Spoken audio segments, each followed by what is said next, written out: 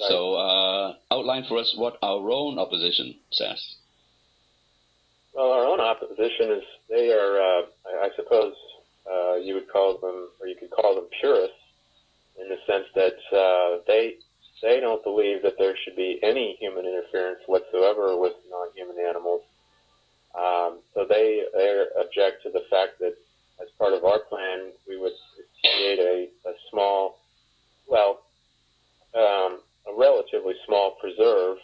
It's not that small, it's about 40 or 50 Let me clarify for a minute. I think people might be confused. You're talking about people in the animal rights community, yes, aren't you, right, who are opposed to contraception and alternative tactics, exactly. aren't well, you? They're not opposed to contraception of cats and dogs. They are opposed to the contraception of deer, and their rationale is that deer are wild animals and we should not touch them. Cats and dogs are domestic animals and we can.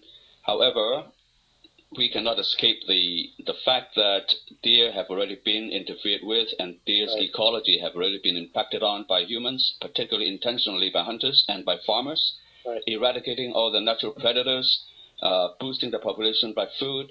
I mean, what we're doing is just to go in there and counteract all these and implement our countermeasures. But even within our own movement, even within the anti-hunting movement, we have these very ideological people who are really not basing their thinking on in the real world. They seem to live for an ideology, and I don't think that they really are there for the animals. I think that these people within our movement supposedly are in there for their own glorification as an ideologue. And what do you think about that, Steve?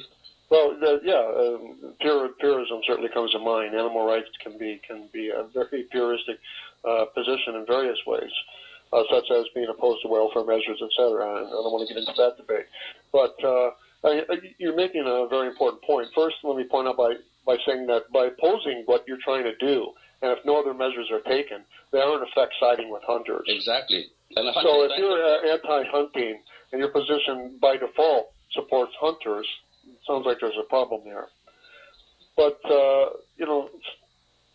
second, this idea, you made a very good point here, Tony, that we've interfered with this planet to such a degree that it's inadequate to say we need to back off and just let the animals be and let nature regenerate.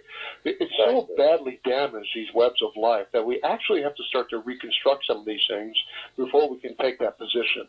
For instance, I believe in Hawaii, there are slopes where butterflies would pollinate the plants, and the plants are very important, and the butterflies are no longer doing this. They're going extinct. So humans have to pollinate the plants themselves, and it's a very laborious task to do this. I think we begin to appreciate the role of pollinators in our lives. And the honeybees here too, the honeybees in North America. Yeah, and to think about we're trying to reintroduce the Mexican gray wolf into the Southwest as a quite deliberate measure, because it's been eradicated for the cattle ranching industry's interests. So we have to actively intervene to try to restore some ecological balance, and I hope that we have the ecological intelligence to do this before we can just say we must not interfere from a purist position.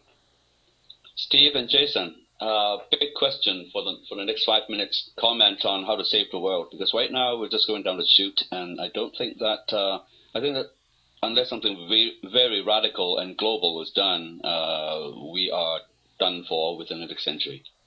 Yeah, let me go first. I think that veganism is clearly a crucial thing that we need to promote. But with the way vegan outreach, generically, if we can say that, is being advanced today, is just, it's a joke. It's a utopian dream that this is going to actually do something as the crisis comes upon us. Because vegan outreach is built upon an infinite amount of time, and we only, within a model, ecological model now, a very finite time.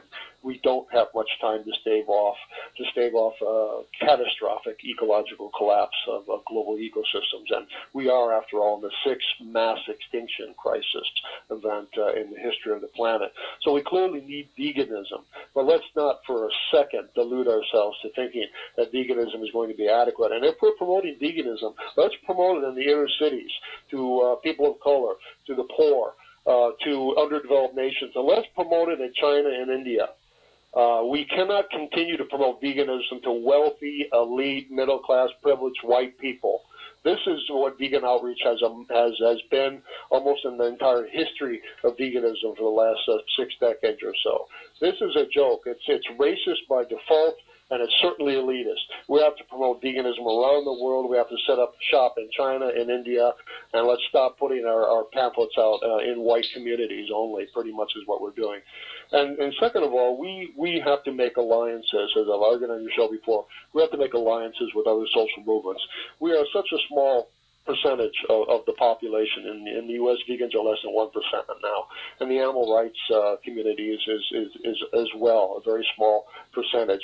All of our issues touch on every social environmental issue of any importance. The connections between our movement and other movements are organic. They just need to be, they're already seeded. They just need to be watered. They need to be watered with mutual education on both sides and building bridges. We need to build bridges with the other social movements, the peace and justice movements, with the left, not with the right, but with the left, and with anti-military, with anti-capitalism, and with anti-colonial movements. We need to build movements on a global basis. The only hope we have is as a revolutionary social movements that is multidimensional, that is not just vegan or animal liberation, but total liberation, and that builds alliances globally.